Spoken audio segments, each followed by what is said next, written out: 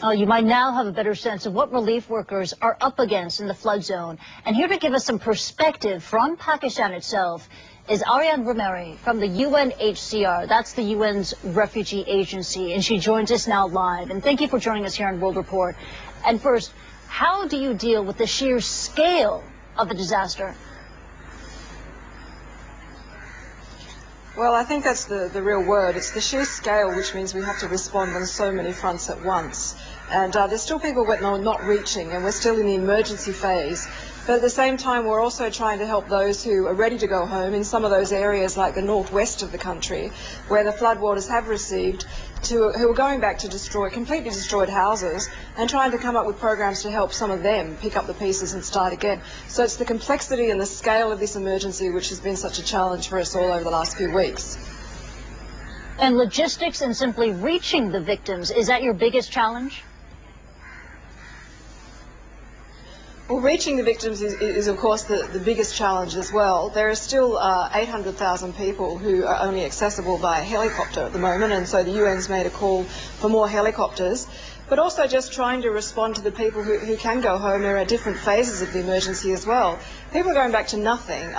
There's people I've met in the villages around Char Sadar, for example, in the northwest of Pakistan.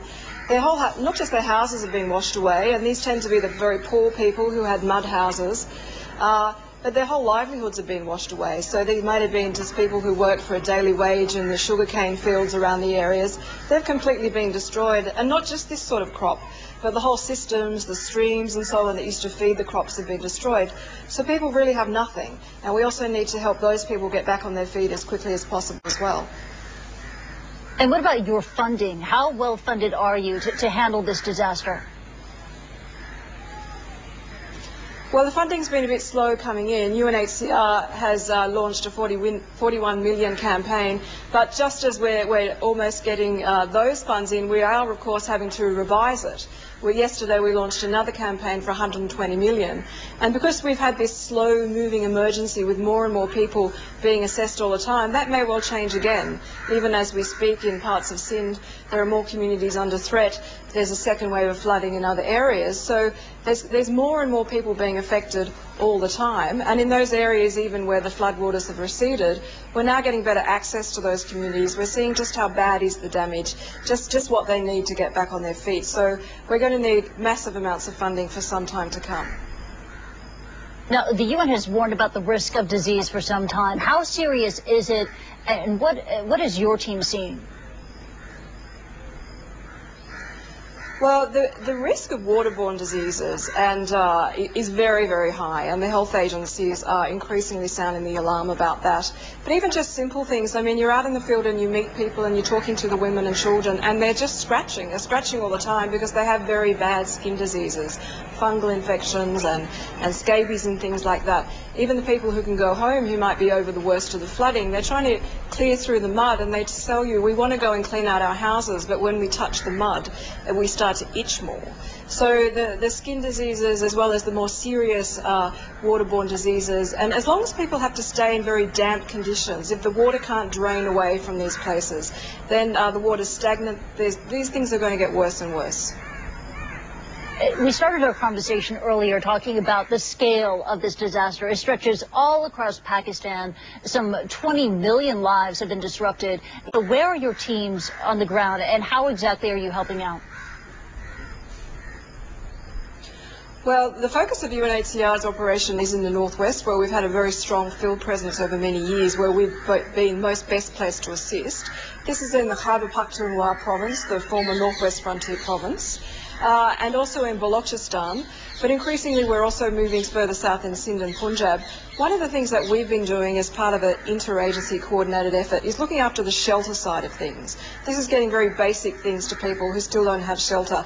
It may be a tent, or it could just be some plastic sheeting where they can even repair some of their damaged homes or put up a shelter where they're staying. It's things like kitchen sets. When people are away from home, they have no way to cook for themselves, and this is really difficult, particularly this time of year in the month of Ramadan, where people are fasting during the day and having to prepare meals at night.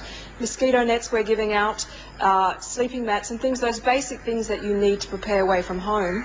But at the same time, we're also looking ahead and seeing how we can best help people go back home. So we're developing some what we call quick impact projects. We want to have targeted things to, for example, drain out the communities that have been flooded, to restore the water points, to restore access roads in some of the villages, particularly some of the Afghan refugee villages also, which have been affected, in which UNHCR, as the UN Refugee Agency, has a real role in helping, just restoring some of the basic health and school points as well. And then we need to look ahead, what else do they need a bit more, particularly with winter coming. We're looking at some kind of transitional shelter, strengthening the tent or building some kind of warm room.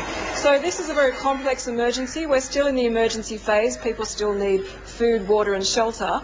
But we're also having to look ahead and seeing how we can, what projects can quickly help people return home. So in those areas where the floodwaters have receded, people can begin to pick up the pieces and get some kind of normalcy back in their lives. You know, and you said, I mean, this is such a complex emergency, such a terrible, vast disaster, and it leaves a lot of us and our viewers scratching their heads thinking, how can we help? So what is your message to our viewers who are thinking about, how can I offer a hand?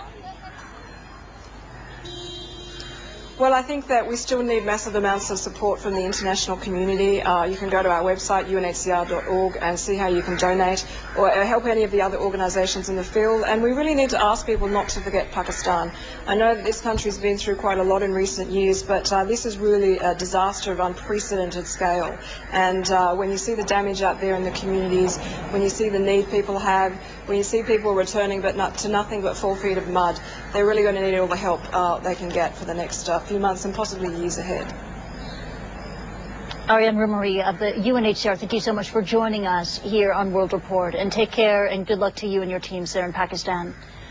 Now, while the international response to the floods in Pakistan may seem very slow, sluggish, several other humanitarian crises have gone largely ignored, including Iraqi refugees. Almost 2 million